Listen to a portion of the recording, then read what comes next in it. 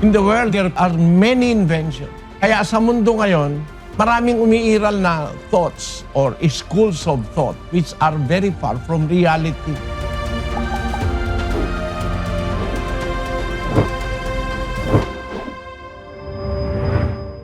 Basahin natin muna ang Ecclesiastes Kapitulo 7, versikulo 29. Narito, ito lamang ang aking nasumpungan, na ginawang matuwid ng Diyos ang tao, ngunit nagsihanap sila ng maraming katha.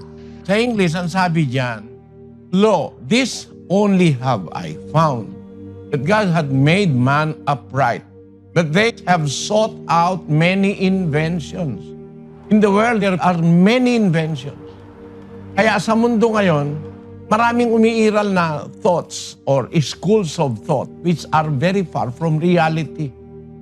Just like what they call soulmate. It is not true. Biblically speaking, and in reality, it's not true. Why are there people who died without meeting their soulmate? Who died a spinster? Namatay na matandang lalaki. Si Kristo, hindi nag-asawa. Apostle Paul did not marry. The minister of the gospel, Titus, Stephen, Timothy, walang asawa. How will you believe na tayo merong soulmate? Kung yun ang totoo, every one of us dapat nakatagpo ng asawa. Saan ba nang gagaling kung magkakaasawa ka, magkakaroon ka ng soulmate? Do we have to take it in general na tayong lahat may soulmate? Saan ang gagaling? 19:14 ng Kawikaan. Bahay at mga kayamanan ay minamana sa mga magulang, ngunit ang mabait na asawa ay galing sa Panginoon. Iyan bigay ng Diyos yan pagkailangan. Pagtapat ka sa Diyos, bibigyan ka niya ng mabait na asawa. Meron kasi, ang nasusumpungan sa buhay, hindi mabait na asawa. Asawa na pain ni Satanas para ikaw ay ihiwalay sa Diyos. Tanggapin mo't hindi, merong mga asawa, hindi sa Diyos.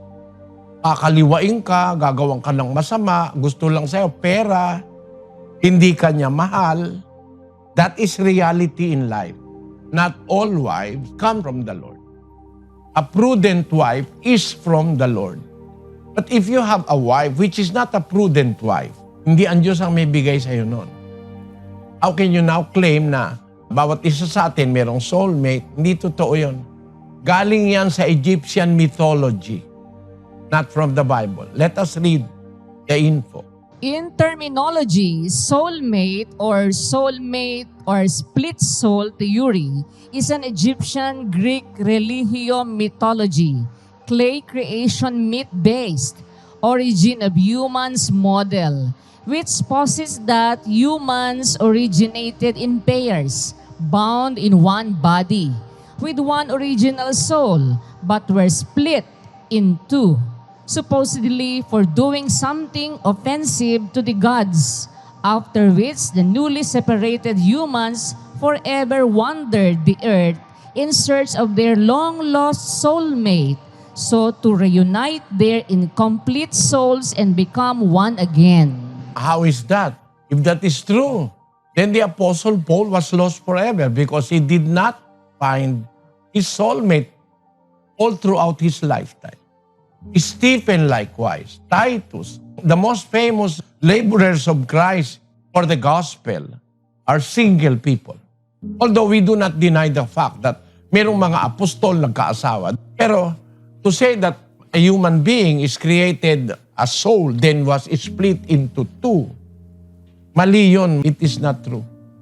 Bakit? If you are going to travel the world to find your soulmate because you were split into two, therefore, Paul and the rest of the Christian community in the first century were all lost because they did not find their soulmates.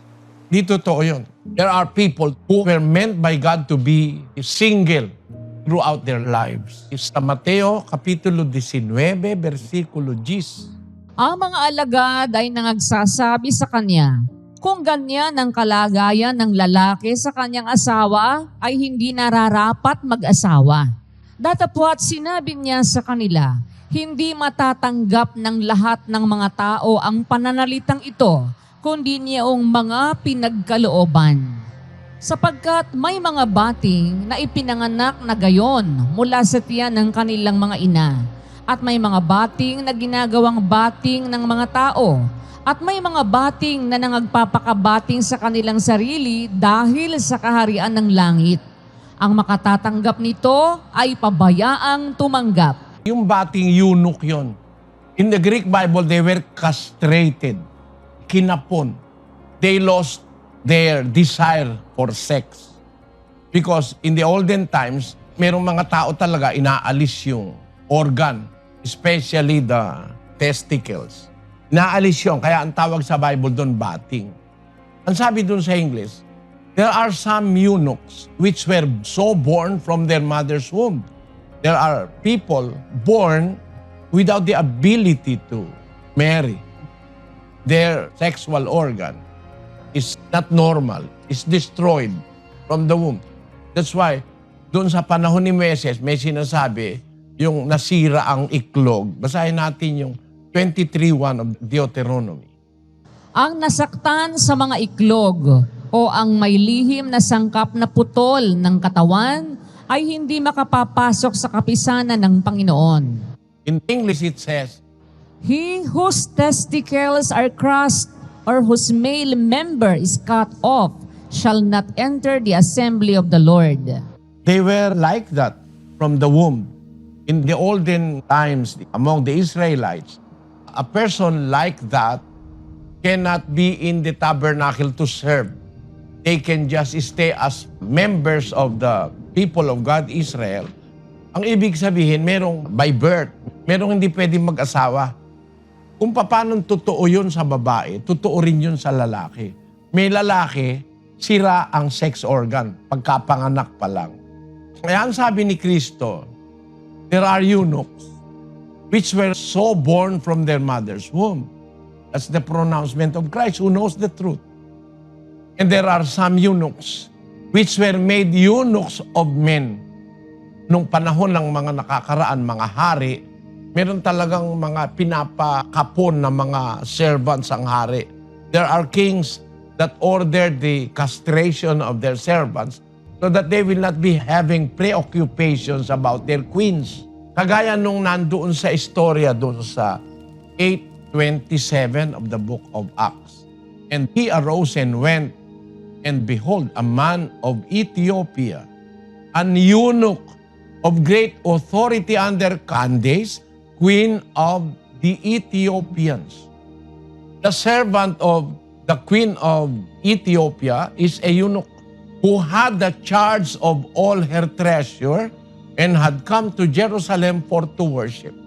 Merong mga eunuch na ginawa talaga ng tao. They were made eunuch by men. The servants of the queen were ordered by the king to be castrated so that the king will not have any preoccupation about the queen. That the queen may be raped or the queen may fall in love with her servants. Para mawala yon, the king caused all the servants of a queen to be castrated. Kaya what the Lord Jesus Christ is saying is reality. There are eunuchs which were so born from their mother's womb. There are some eunuchs which were made eunuchs of men. And there be eunuchs which have made themselves eunuchs for the kingdom of heaven's sake. He that is able to receive it, let him receive it. Kaya, it is your own choice, personal choice, to be not a eunuch which is castrated. You are whole, buo ka. May bayag ka, may ari ka. Pero parang si Paul, he is complete as a man. Hindi siya eunuch, but he made himself eunuch for the kingdom of heaven's sake. Dahil sa kaharian ng langit.